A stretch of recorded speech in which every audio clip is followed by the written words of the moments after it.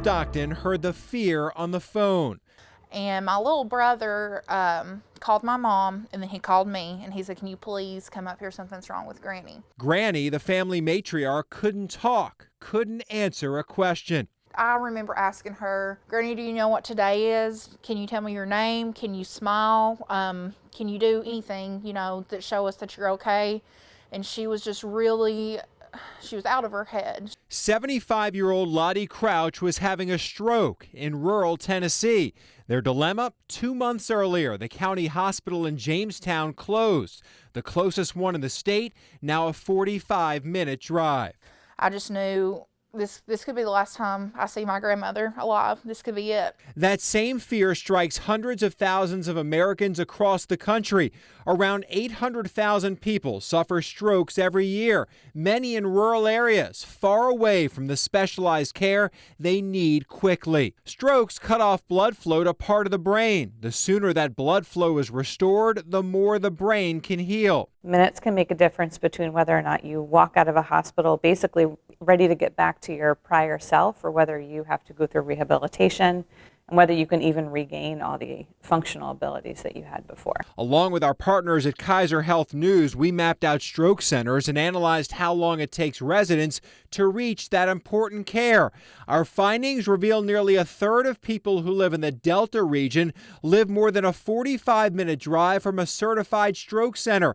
The places with the long drive shown here in bright red. Some areas have particularly limited access.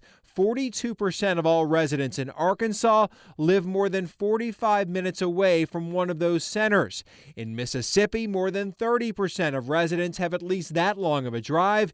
In Louisiana, nearly 20%. But now we're at a point where we're starting to see whole areas of states lose access to care.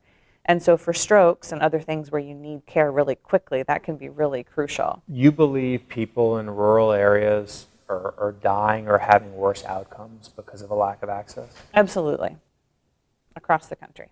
From stroke, from heart attack, pregnancy outcomes. For people in rural areas, think of this like a puzzle. The pieces have to fall perfectly in place for patients to survive. EMS and fire, I got into it as a plan B, turned into plan A. At the end of the day, it's still somebody's life that could be impacted pretty greatly. So, nerves do set in with that thought. Adam Green is a firefighter paramedic in Sumter County, Alabama. The nerves come because the pieces to that puzzle sometimes don't fit into place. For rural stroke victims, many need to discover symptoms early, find a paramedic who can quickly arrive, and drive or fly them to a hospital for initial diagnosis and treatment. Green says ideally all of this happens in 60 minutes or less. Our closest stroke center, 30 minutes away. That's half our timeline eaten up right there. Across the 13 states in the Delta and Appalachian regions, strokes are a major health concern.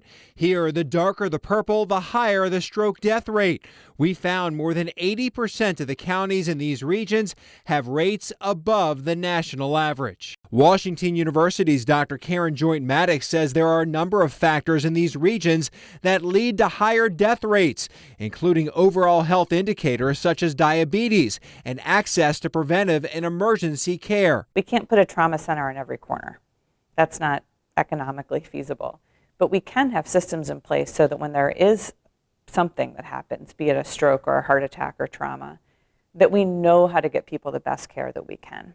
And we shouldn't be leaving it to chance.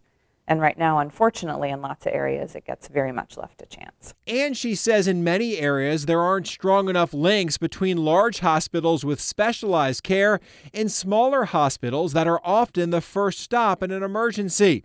And so it depends on both the rural hospitals knowing the system, and then the urban hospitals or suburban or whatever, the bigger hospitals, having a very clear protocol in place to take those patients as quickly as possible too. Fortunately, the puzzle pieces fit together for Lottie Crouch. I couldn't see, couldn't talk, don't remember seeing nothing. An ambulance took her to a helicopter, which rushed her to Knoxville, Tennessee for treatment. What could it have been if it had been inclement weather? What could it have been if our 3 ambulance trucks were on another call?